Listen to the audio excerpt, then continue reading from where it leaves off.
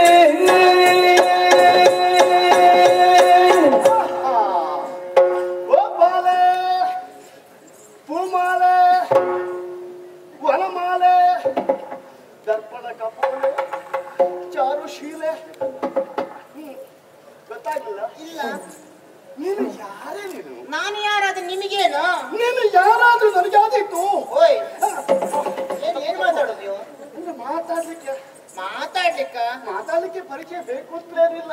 ಇಲ್ಲಪ್ಪ, ಮಾತಾಡಬಹುದು. ನಾಲಿಗೆ ಶುದ್ಧ ಇದ್ರೆ ಹೇಗೆ ಬೇಕಾದ್ರೂ ಮಾತಾಡಬಹುದು ಅಲ್ವಾ? ಹೌದಪ್ಪ. ಅಲ್ಲ, ನೀನು ಎಷ್ಟು ಚಂದ ಇದ್ದೀಯ. ನೀನು ಏನು ಚಂದ ಇರಬಾರದಾ? ಇರಬೇಕು. ಹೆಣ್ಮಕ್ಳು ಇಷ್ಟೆಲ್ಲ ಚಂದ ಇರಬೇಕು. ನಿನ್ನ ಚಂದ ಮಾತ್ರ ಅಂತಿದ್ತಹ ಚಂದ ಅಲ್ಲ. ಮತ್ತೆ ಒಳ್ಳೆಯ ರಂಬೆ ಇದ್ದಾಗಿದ್ದಿ.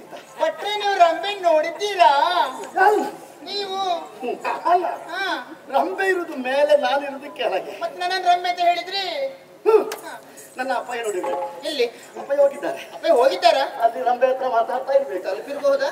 ಅಲ್ಲಿ ಅವರು ಮಾತಾಡ್ತಾ ಇದ್ದಾರೆ, ಇಲ್ಲಿ ನಾನು ಮಾತಾಡ್ತಾ ಇದ್ದೆ. ಆಗ ಹೌದು, ನಿನ್ನನ್ನು ಹೆತ್ತ ನಿನ್ನ ಅಮ್ಮನ ಹೊಟ್ಟೆ ಎಷ್ಟು ದೊಡ್ಡದು? ಎಂತದ್ದು ಗುಡಾಣವಾದ? ಅದು ಎಷ್ಟು ದೊಡ್ಡದು ಅಂತ ಕೇಳ್ತೀರಿ?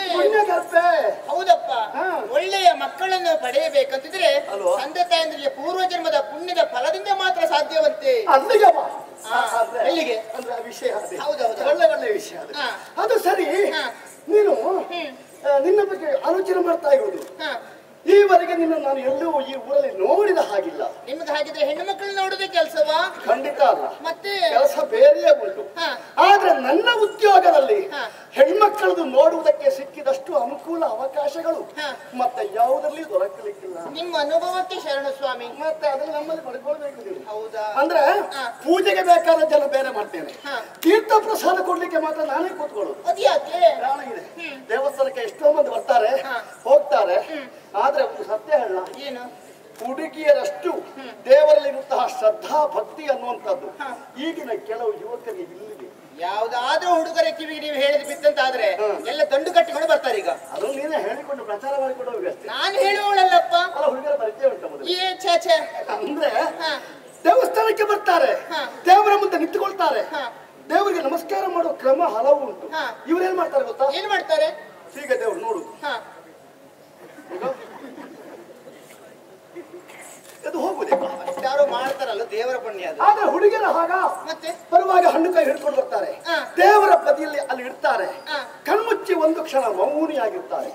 ಧ್ಯಾನದಲ್ಲಿ ನಾನಾ ರೀತಿಯ ಕಲ್ಪನೆಯ ಆಸೆಗಳನ್ನೆಲ್ಲ ಭಗವಂತ ನೀನು ಈಡೇರಿಸಿಕೊಡು ದೇವರ ಮುಂದೆ ನಿವೇದನೆ ಮಾಡಿಕೊಳ್ತಾರೆ. ಹೌದು ಸ್ವಾಮಿ. ಮಾತ್ರ ಅಲ್ಲ, ಸಾಷ್ಟಾಂಗ ನಮಸ್ಕಾರ ಮಾಡಿ ಮತ್ತೆ ತಿರುಗಿ ಬರುವುದು ಮಲ್ಲಿಗೆ.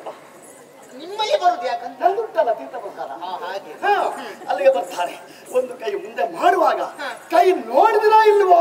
ನೋಡಿದ್ರೆ ಮುಖ ನೋಡಬಹುದು ಅಂತ ತೀರ್ಮಾನಕ್ಕೆ ಬರ್ತದೆ. ನೋಡಬಹುದಾದಂತಹ ಮುಖವಾದರೆ ಸುಖ ದುಃಖ ಮಾತಾಡಿ ಕಳುಹಿಸಿಕೊಡುವ ಪರಿಪಾಠ ಉಂಟು ನಮ್ಮಲ್ಲಿ. ನೋಡಬಾರದಂತಹ ಮುಖವಾದರೆ ನೋಡ್ಲಿಕ್ಕೆ ಉಂಟು.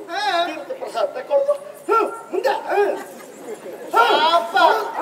ಹಾಗೆ ಮಾಡಬಹುದೇ ಹೇಳಿ? ಮತ್ತೆ ಅವರಿಗೆ ಜೀವನದಲ್ಲಿ ಆಗುವಂತಹ ಅನುಭವಿಸಬೇಕಾದದನ್ನು ಅನುಭವಿಸುತ್ತಾರೆ. ಮತ್ತೆ ನೋಡಿ ನಾವು ಏನು ಸುಖ ಬರಲಿ, ಏನು ಸುಖ ಬರಲಿ. ಹಾಗೆ ಅದಕ್ಕಾಗಿ ನೀನು ಈ ಊರಿಗೆ ಹೊಸಬಳಿರಬೇಕು. ಹೌದೌದು. ಆ ಕಡೆ ಈ ಕಡೆ ಕಣ್ಣು ಹಾಯಿಸ್ತಾ ಇದ್ದಿ. ಯಾರನ್ನು ಯಾರು ಬರ್ಲಿಕ್ಕೆ? ಹಾಗೇನಿಲ್ಲ, ನನ್ನಲ್ಲಿ ಮಾತಾಡ್ಲಿಕ್ಕೆ ಇಲ್ಲ ಇಲ್ಲ ಇಲ್ಲ, ಹಾಗೇನು ಇಲ್ಲ. ನಿನ್ನ ಅಮ್ಮ ಯಾರು? ನಿನ್ನ ಅಪ್ಪ ಯಾರು? ಯಾರಿಗಾಗಿ ಈ ಹೊಳೆ ಬದಿಯಲ್ಲಿ ಹೀಗೆಲ್ಲ ತಿರುಗಾಡ್ತಾ ಇದ್ದಿ? ಎಲ್ಲ ವಿವರ ಹೇಳ್ತೀಯಾ? ನನ್ನನ್ನು ಕೇಳುವಂತ ನೀವ್ಯಾರಂತ ಗೊತ್ತಾಗ್ಲಿಲ್ಲ. ನಾನು ಯಾರು ಅಂತ? ಇಲ್ಲ. ಅಯ್ಯ, ನೀನು ಹೊಸಬಳೆ. ಈ ಊರಿಂದ ಊರಿಗೆ ನಾನು ಯಾರು ಅಂತ ಎಲ್ಲರಿಗೂ ಗೊತ್ತುಂಟು. ಹೌದಾ? ದೊಡ್ಡ ವಿದ್ವಾಂಸ. ಹೌದೇ? ದೇವಸ್ಥಾನ ಇದೆಯಲ್ಲ ಸೋಮನಾಥನದು, ಅಲ್ಲಿಯ ಪ್ರಧಾನ ಅರ್ಚಕನು, ಪ್ರಧಾನ ಮುಕ್ತೇಶ್ವರನು ಆಗಿಕೊಂಡಿರ್ತಕ್ಕಂತಹ ಶಂಭು ದೀಕ್ಷಿತರ ಮಗ ಗೋವಿಂದ ದೀಕ್ಷಿತ ಅಂದ್ರೆ ನಾವು. ಓಹೋ,